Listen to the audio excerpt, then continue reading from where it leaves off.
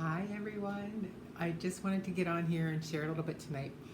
I, for one, am a bit of a mess. I was watching a video as I was scrolling through Facebook about this family that adopted a little girl, and I was bawling, like literally weeping out loud by myself in the apartment.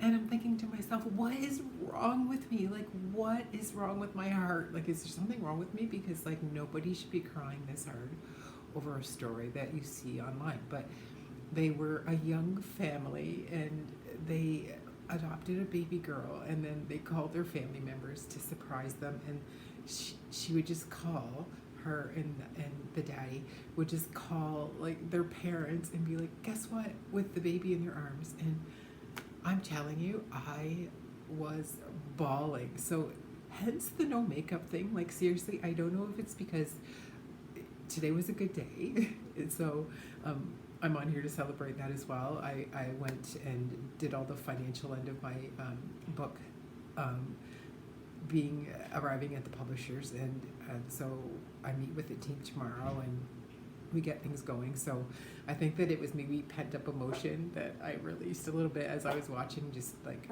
so excited that that's done and that I'm moving on to the next step. But yeah, so I think there's something, my heart is a little bit like crazy right now. So I don't know.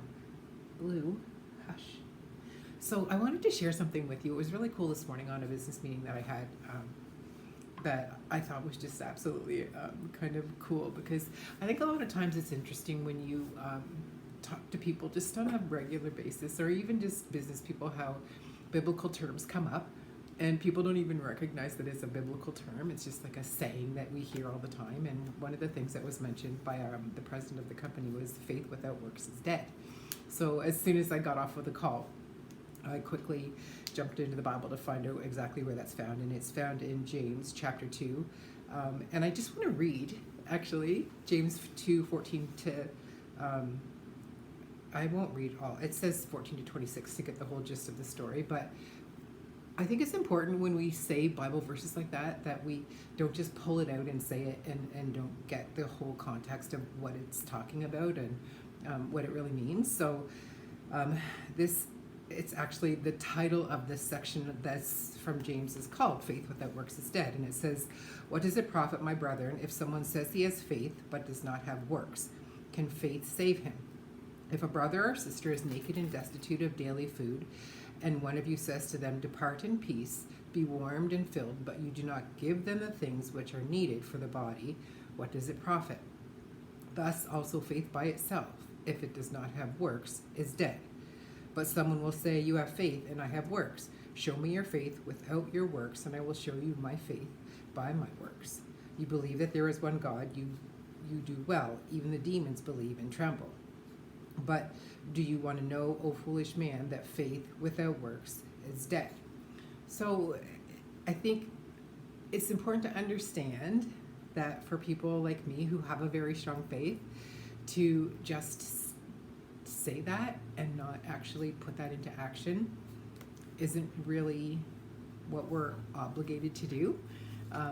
I can sit and preach about how faithful God has been in my life and to talk about it, but to just kind of sit behind the microphone and behind the camera and say that and then not actually put it to action and show and be his hands and feet and get out there and help other people.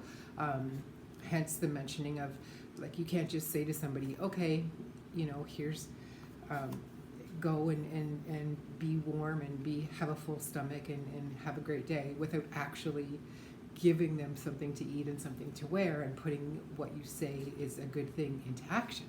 So in the same way, and when it was mentioned in the meeting this morning, it's about, you can talk the talk, but if you don't walk the walk, then really are you doing what you say you're going to do? So that's kind of the stage that I'm in right now, where I've been doing a lot of planning and prepping and talking about the book coming out and what I'm going to be working on, and how I want to be effective in my community and how I want to serve and help other people. But I haven't actually put a lot of it into action yet. And so I'm taking the action steps. I've been kind of waiting for things to fall into place, trying not to get ahead of God and not to put the cart before the horse, the proverbial, doing things too quickly in my own strength, and waiting on the Lord to kind of put things in order. And that's a hard thing to do because I want to kind of try to do things on my own.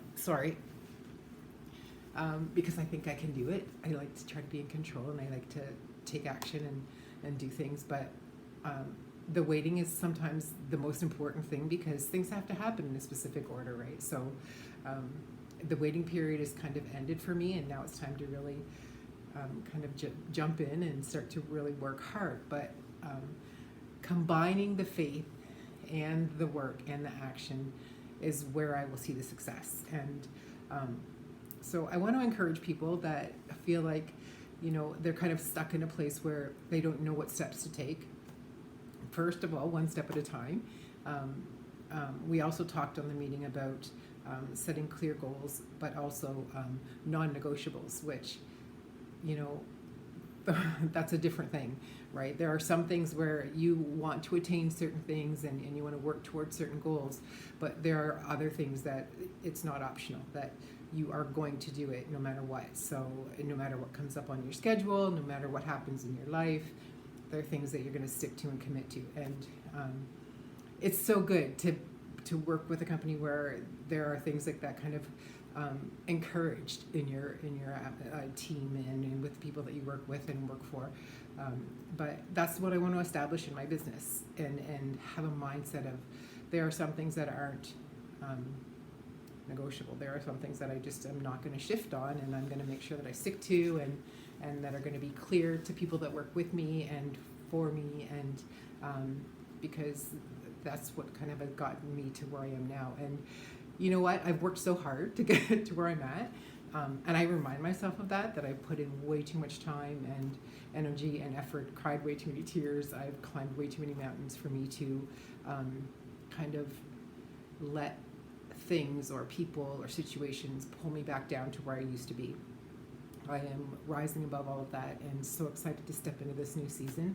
So putting my faith into action and recognizing that faith without works is dead is kind of the tip that I have for everyone tonight. And I'm thankful for just having that be something that was brought up in what was not like a church setting, right? Like it's a global attitude that we all need to have, that we can't just talk the talk, but that we need to walk the walk. So I plan on doing that. I plan on stepping into this position. I keep saying guns a-blazing. That's like my term.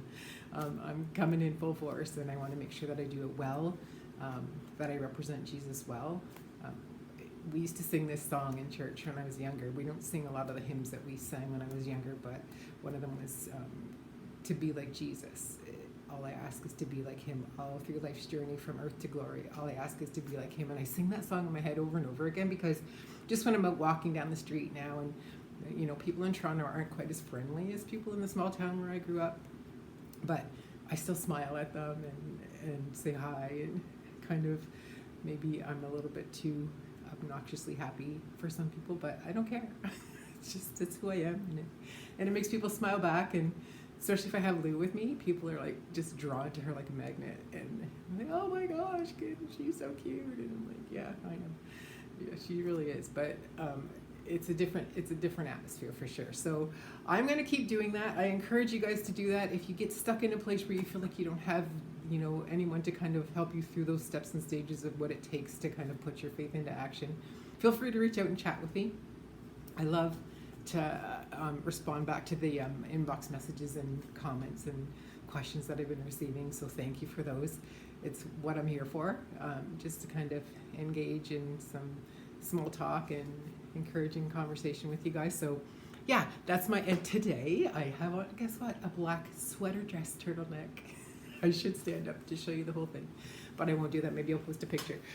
But yeah, it's the black turtleneck in a sweater dress form. I love it. And the green pop of color. There you go. But you guys have a great night. Thank you again for supporting, and we will be back here soon to chat. Have a great night.